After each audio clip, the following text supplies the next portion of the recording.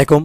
নবম শ্রেণীর প্রিয় শিক্ষার্থীরা কেমন আছো? সবাই আশা করি অনেক ভালো আছো। ফাইনালি তোমাদের প্রশ্নপত্র কিন্তু ষান্মাসিক মূল্যায়নের প্রশ্নপত্র আমাদের কাছে এসেছে এবং এই প্রশ্নপত্রের যে নমুনা উত্তরপত্র সেটি আমরা তৈরি করেছি, ঠিক আছে?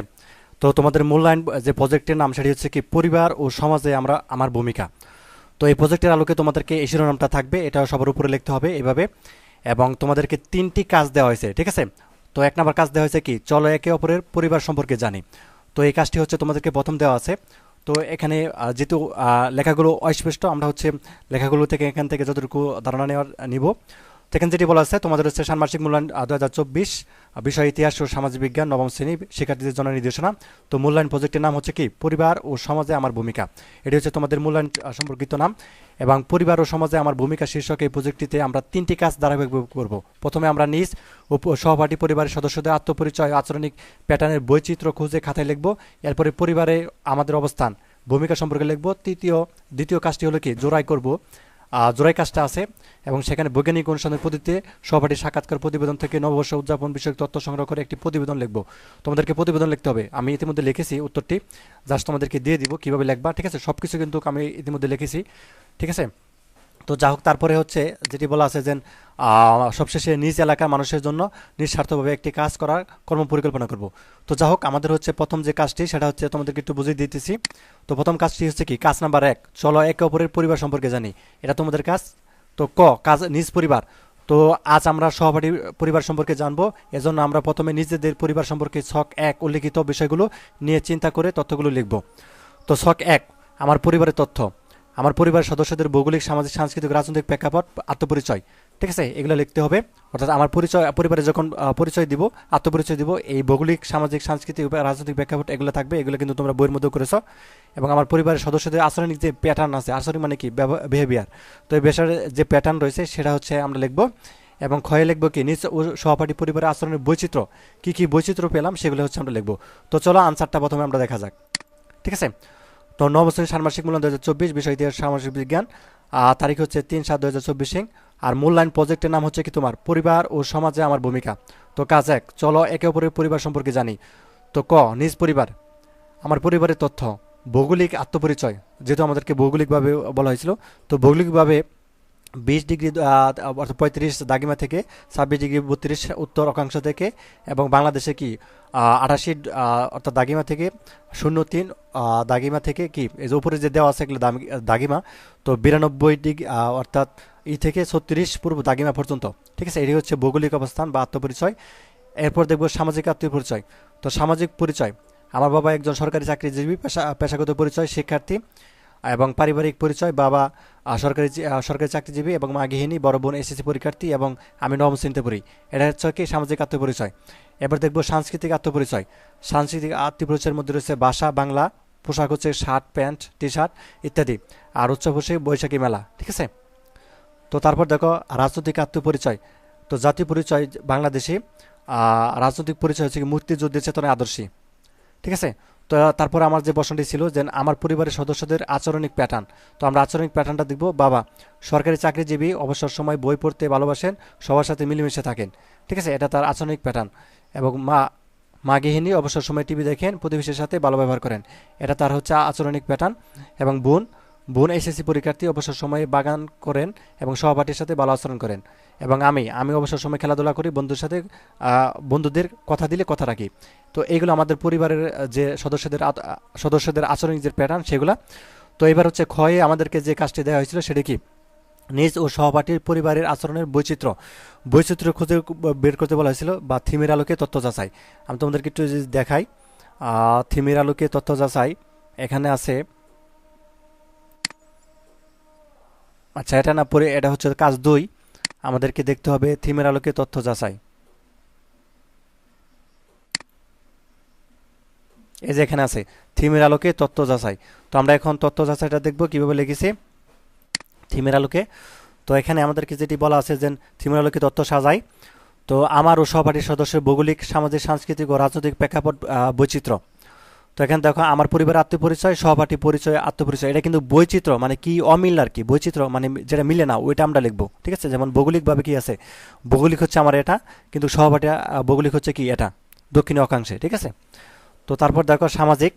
তো তো সামাজিক আত্মপরিচয়ের মধ্যে আমার বাবা একজন সরকারি চাকরিজীবী, পেশাগত পরিচয়, শিক্ষার্থী, পারিবারিক পরিচয়, বাবা একজন সরকারি চাকরিজীবী, মা গৃহিণী, বড় বোন এসএসসি পরীক্ষার্থী এবং আমি নবম শ্রেণীতে পড়ি, ঠিক আছে।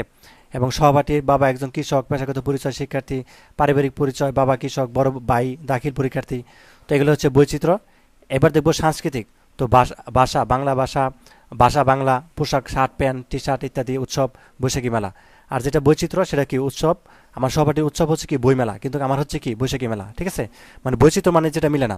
আর রাজনৈতিক, তো রাজনৈতিক দুটা মিলছে।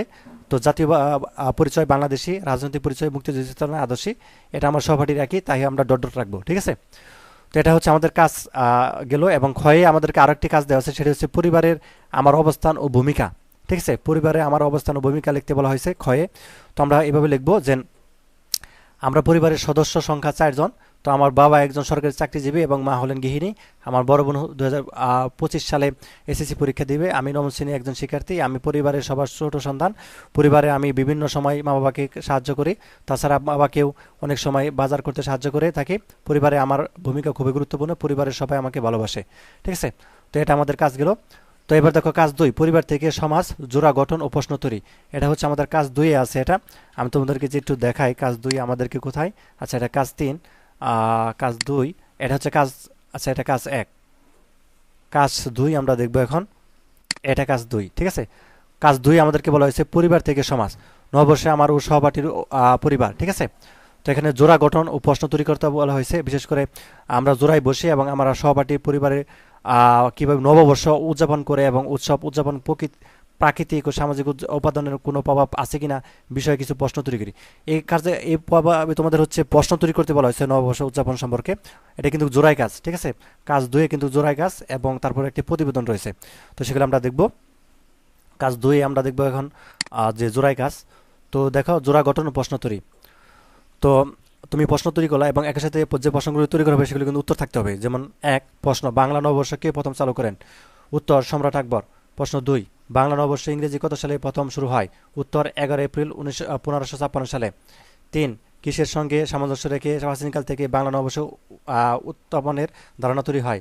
ফসল উৎপাদন। 4, বাংলাদেশের উৎসব নববর্ষ গ্রন্থটি সম্পাদনা করেছেন কে? উত্তর মোবারক হোসেন। 5, পয়লা বৈশাখ রচনাটি কোন গ্রন্থ থেকে সংগৃহীত হয়েছে? উত্তর বাংলাদেশের উৎস নববর্ষ। 6, বাংলা ডিগ্রি থেকে বাংলাদেশের উৎস নববর্ষ গ্রন্থটি কত সালে প্রকাশিত হয়েছে? উত্তর 2008 সালে। কিসের বৃত্তে অতিক্রম করে বাংলা নববর্ষ উৎসব আজ আমাদের জাতীয় চৈতন্যের ধারক? উত্তর ধর্মীয় সংকীর্ণতা, ঠিক আছে। তো এইগুলো আমাদের উত্তর। তো তারপরে আমাদেরকে প্রতিবেদন লিখতে বলা হয়েছে 2টি, ঠিক আছে। তো প্রতিবেদন লিখতে বলা হয়েছে 2টি। আমি তোমাদেরকে যদি একটু দেখাই, প্রতিবেদন আছে তোমাদের হচ্ছে এখানে, যেখানে কিন্তু 2টি প্রতিবেদন, ক্ষয়ে কিন্তু 2টি প্রতিবেদন লিখতে বলা হয়েছে। তো বিষয় 1, পয়লা বৈশাখ উদযাপনের ইতিহাসে বাংলা ভূপ্রকৃতি সামাজিক উপাদানের প্রভাব। এবং বিষয় 2, পয়লা বৈশাখ উদযাপন বাঙালি সংস্কৃতি পরিণত হওয়ার পিছনে প্রকৃতি ও সমাজের প্রভাব। এই 2টি প্রতিবেদন লিখতে বলা হয়েছে। এখানে নিশ্চয়ই বলে দেওয়া আছে যে দেখো, এরপর এককভাবে পয়লা বৈশাখ উদযাপনের প্রকৃতি, এটা কিন্তু একক কাজ। পয়লা বৈশাখ উদযাপনের প্রকৃতি ও সমাজের প্রভাব শীর্ষক একটি প্রতিবেদন লিখব।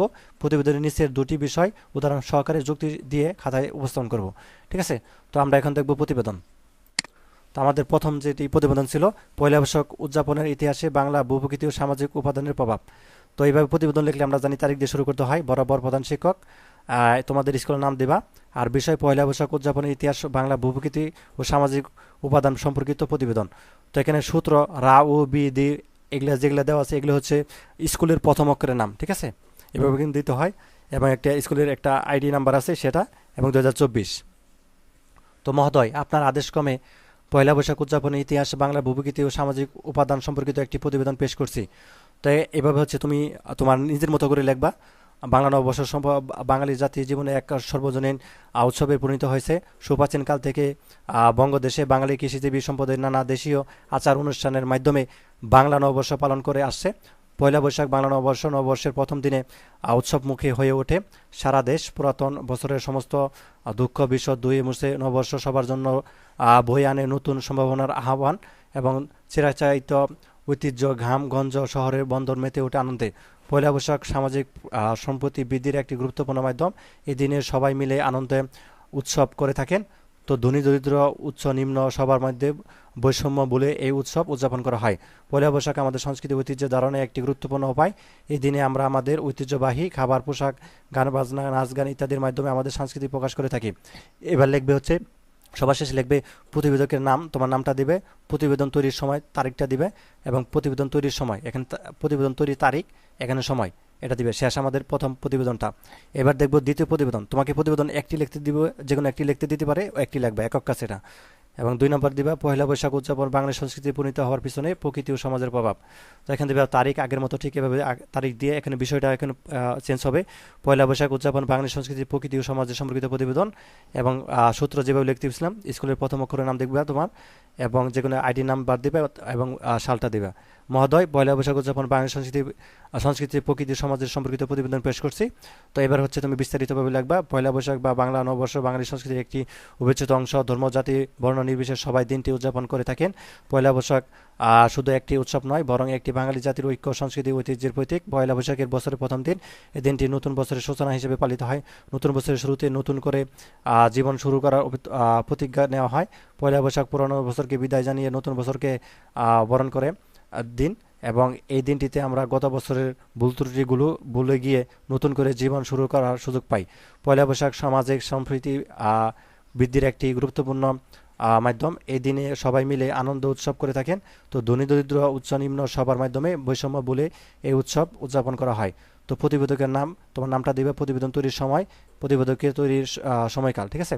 এবং তোমাদের সবার শেষে যে কাজটি দেওয়া আছে সেটি হচ্ছে তোমাদেরকে একটি করতে হবে, অর্থাৎ সতীর্থদের মূল্যায়ন করতে হবে শখের মধ্যে, ঠিক আছে।